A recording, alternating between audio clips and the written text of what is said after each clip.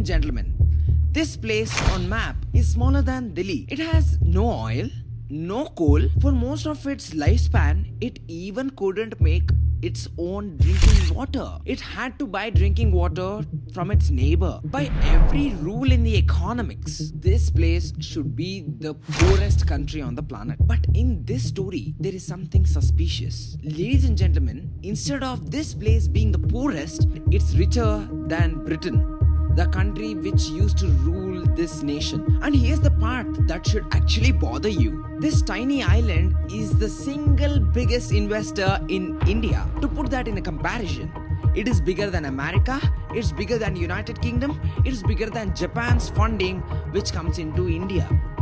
Probably the startup that you open today in your phone may be funded by this country. The question in this case study is, so how does a swamp with nothing become the superpower with everything? Because the answer is the playbook, and India keeps refusing to read it. The country we are speaking is Singapore.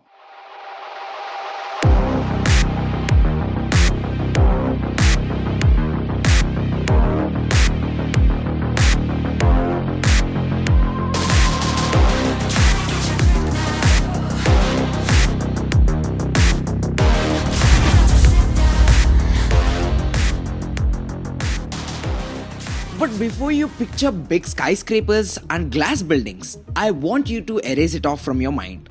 When the leader called Lee Kuan Yew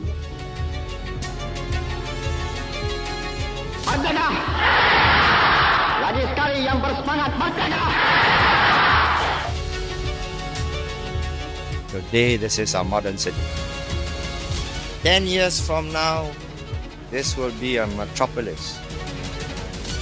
Never fear.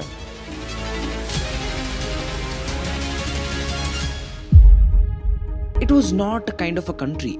It was a slum with the flag recognition. In the 1950s, the average person here didn't even earn few hundreds of dollars. It was called one of the poorest countries in Asia. Families didn't had proper houses. They lived in huts. They didn't had clean water. They didn't had toilets. It was just open sewers draining into the fresh water bodies. You know what? Government never ruled this country. It was secret societies which run the streets of this country. Strikes shut down docks and factories for a long period. And in 1964, the city tore apart in riots. And what was more worse is that the people were dead on the pavements. They had no resources under the ground, barely any industry above it. This wasn't a country with problems. It was a place in the problems. Now, what did this leader do? Stay with that question in the mind. I will answer that in another 1 minute. To understand the rise of this country, we will start at the lowest point. August 1965, a man named Lee Kuan Yew goes on television and announces this country has been thrown out of Malaysia. Yes, this country didn't get independence. This country was literally thrown out from Malaysia.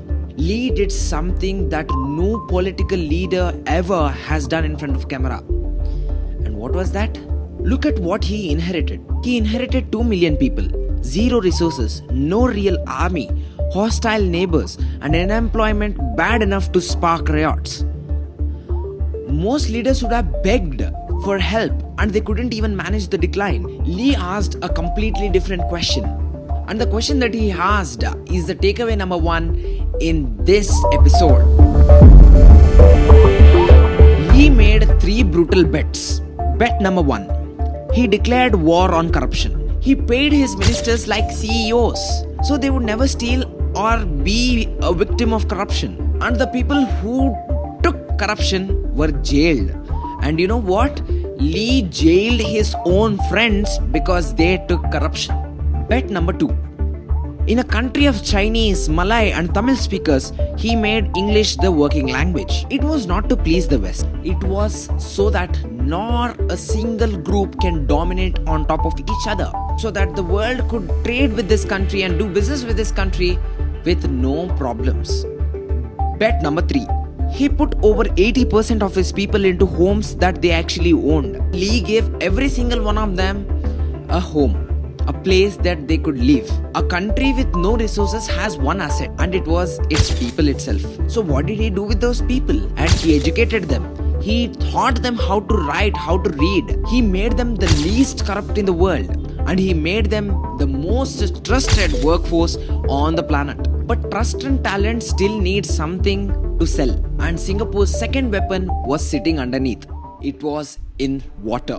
Peninsula and the Indonesian island of Sumatra holds monumental strategic importance in global trade and security. This strait is one of the most critical shipping lanes in the world, being the shortest sea route between the Indian Ocean and the South China Sea, and serves as the primary shipping channel for the transportation of oil to major East Asian economies such as China, Japan, and South Korea. Close to 1/3 of global crude oil traverses through this route, affirming its position as one of the most significant shipping lanes globally.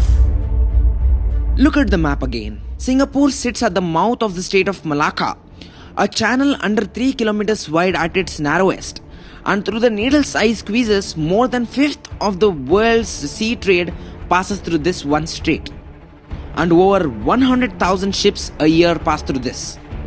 Nearly 30% of all the oil that moves by sea. And geography alone cannot make anyone so rich. Plenty of countries sit on these kind of oil trade routes and still remain poor forever. It didn't just sit on the route, it built one of the busiest transshipment hubs on the planet. Over 40 million containers pass through this port every single year, and most of them are not the things where they have the destination as Singapore. It is just they are passing through. And what is Singapore getting in return to make those vessels dock in its own transshipment hub? It is collecting toll, amount for every vessel passing through. Ladies and gentlemen, shockingly, this one transshipment hub is connected to 600 world-class ports all across the globe. And that is where many people watching this episode will drop out and stop studying about Singapore's case study anymore. I don't want you to commit that mistake, so stay with me. A normal country earns money and spends it anyway, but Singapore is way different. It earns money and invests like an investor, not like a government. It built two of the most powerful funds on the planet, Temasek and GIC. Between them and the central bank, Temasek alone owns big chunks of Singapore Airlines, one of the elite airlines on earth. A nation with no resources like oil or coal is controlling the nations which have everything like oil and coal. What a wonderful strategy did Singapore implement, right? We are going to break down what can we learn from this Singapore's case study. For 7 long years, Singapore has taken the number 1 position in investing its funds in India. It is more than United States, it is more than Britain, it is more than Japan. I want you to picture this. Around a quarter of all the foreign investments that came into India that built this modern India is of Singapore's. Let's stripe all this away. What's the actual playbook that we can learn? The 3 takeaways. Let's jump in without any time waste. Takeaway number 1. Resources don't make you rich, but decisions do. Singapore had nothing in the ground, but everything in decisions what it had. The countries crying about what they don't have are ignoring the things which they have at their own site. Singapore didn't have oil, Singapore didn't have any coal, Singapore didn't even have its own drinking water. But still, Singapore is one of the most powerful and developed countries on the planet. Takeaway number 2. Geography is only an advantage if you act on it. Singapore's location and coastline was worthless until it built a port and a transshipment hub. It took one of the best decisions that it can. And today, that's the result what we see Singapore. Ladies and gentlemen, I want you to remember one thing. Opportunity which you ignore today may become the advantage for your competitor tomorrow. I want you to take the opportunity. I want you to hop in at the right moment. Takeaway number 3, and this one is for India. India doesn't have a resource problem, but it has an execution problem. We have the people what Lee dreamt of. We have one of the largest coastline that many other countries don't have. We have one of the best market that entire countries are trying to capture. If Singapore is a masterclass that turned nothing to everything, next week we are breaking exactly opposite. A country with everything but utilized nothing. So stay tuned.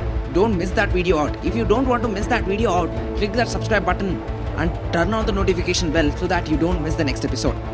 So if you learned something valuable from this case study, hit that like button. That makes this YouTube Baba happy. And that's it from my side for today, guys. Meet you in the next one. Until then, bye bye.